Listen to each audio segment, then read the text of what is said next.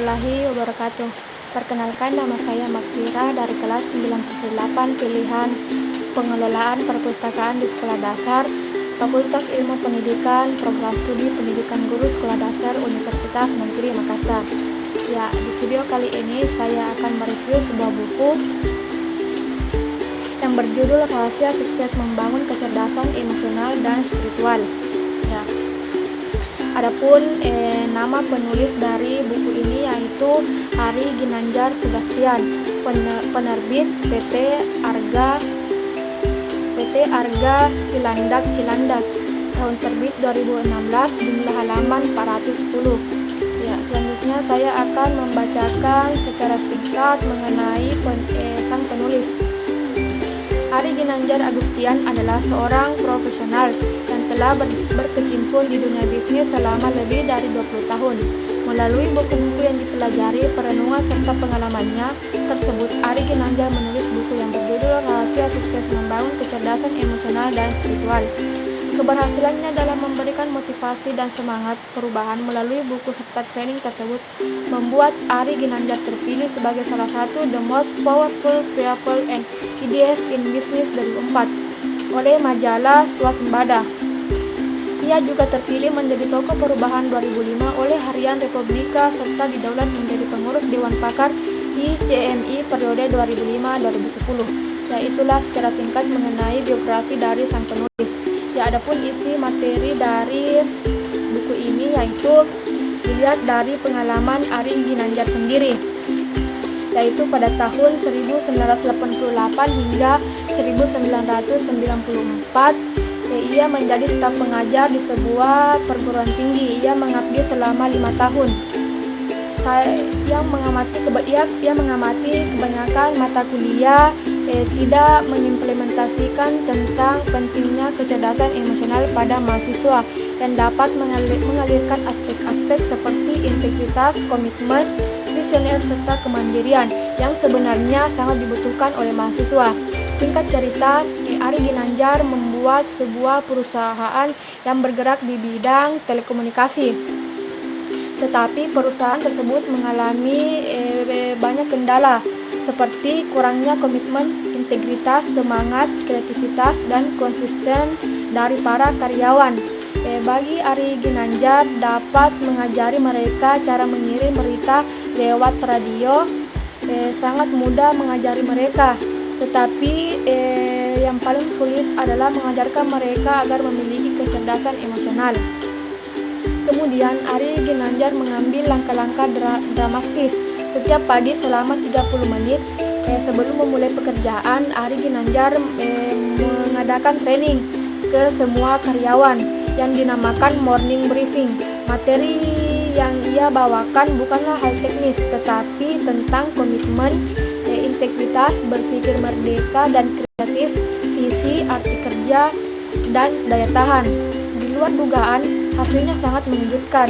Perusahaan Ari Ginanjar merebut juara 1 pemasaran GSM Telkomsel di wilayah Bali selama 2 tahun berturut-turut. Jadi, mengambil hikmah dari pengalaman Ari Ginanjar bahwa keberadaan EQ mutlak diperlukan untuk mencapai prestasi tinggi. Sistem pendidikan kita selama ini yang terlalu menekankan pada akademik saja, mulai dari tingkat sekolah dasar hingga ke bangku perkuliahan. Jarang sekali dijumpai adanya pendidikan kecerdasan emosional yang mengajarkan tentang integritas, kejujuran, komitmen, visi, kreativitas, ketahanan mental, kebijaksanaan, keadilan, prinsip kepercayaan, dan penguasaan diri, sinergi. Namun, pendidikan agama diharapkan mampu memberikan solusi tentang kehidupan kita saat ini. Ternyata pendidikan agama hanya pendekatan spiritual, sehingga terjadi pemisahan antara dunia dan akhirat. Dilihat dari rukun iman dan rukun Islam, hanya sebatas hafalan, tidak ada pemahaman konsep atau makna. Padahal sebenarnya rukun Islam dan rukun imanlah terbentuknya kecerdasan emosional dan spiritual dimulai. Ya, banyak contoh di sekitaran kita yang dapat dibuktikan bahwa orang yang memiliki pendidikan tinggi belum tentu sukses berkiprah di dunia pekerjaan, melainkan mereka yang berpendidikan formal lebih rendah ternyata lebih berhasil dalam dunia pekerjaan. Jadi disinilah pentingnya adanya kecerdasan emosional dan spiritual berkesinambungan sehingga dapat menjadikan kita menjadi lebih baik.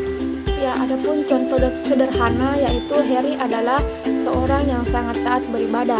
Ia bekerja pada sebuah lembaga pendidikan sebagai seorang pengajar.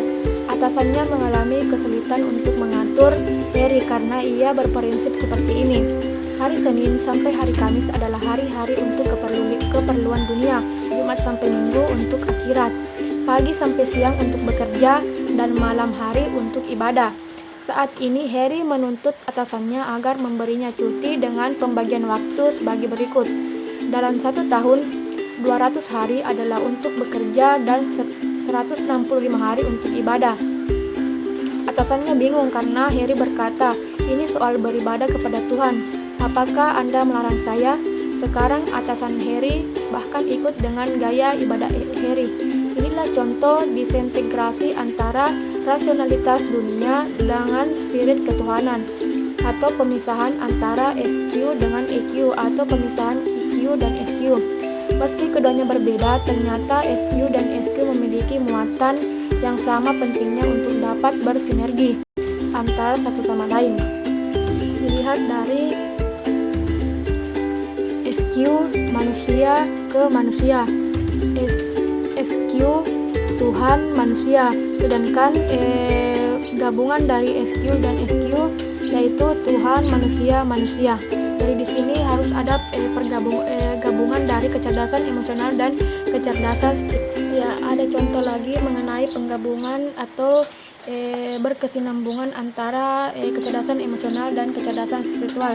Contohnya yaitu dari Erwin, bekerja di sebuah perusahaan otomotif sebagai seorang buruh. Tugasnya memasang dan mengencangkan baut pada jok pengemudi. Pendidikannya hanya setingkat SLTP. Kemudian esok harinya Erwin diberikan pertanyaan bahwa mengapa Anda bekerja begitu giat, upah Anda akan tidak besar. Kemudian Erwin menjawab, "Saya memang senang dengan kenaikan upah seperti teman-teman yang lain, tapi saya pun memahami bahwa keadaan ekonomi memang sedang sulit dan perusahaan pun terkena imbasnya. Saya memahami keadaan pimpinan perusahaan dan juga tentu sedang dalam kesulitan, bahkan terancam pemotongan gaji seperti saya. Jadi kalau saya mogok kerja itu hanya memperberat masalah mereka, masalah saya juga." Lalu ia melanjutkan pembicaraan sambil tersenyum. Lalu saya bekerja karena prinsip saya adalah memberi bukan untuk perusahaan, namun lebih kepada pengabdian saya kepada Tuhan. Erwin mampu memaknai pekerjaannya sebagai pengabdiannya kepada Tuhan dan demi kepentingan umat manusia yang dicintainya. Ia berpikir secara integritas dan memahami kondisi perusahaan secara keseluruhan, situasi ekonomi dan masalah atasannya dalam satu kesatuan dan integral.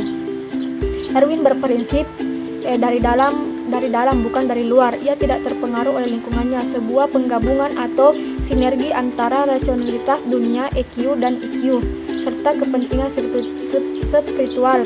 Hasilnya adalah kebahagiaan dan kedamaian pada jiwa Erwin, sekaligus etos kerja Erwin yang tinggi tak terbatas. Dari buku Rahasia Sukses Membangun Kecerdasan Emosional dan Spiritual. Ya, mengapa saya mengambil buku ini? Karena saya bisa belajar dari pengalaman Ari Ginanjar bahwa penggabungan antara kecerdasan emosional dan kecerdasan spiritual sangat dibutuhkan untuk kehidupan kita sehari-hari. Ya, sekian dari saya. Assalamualaikum warahmatullahi wabarakatuh.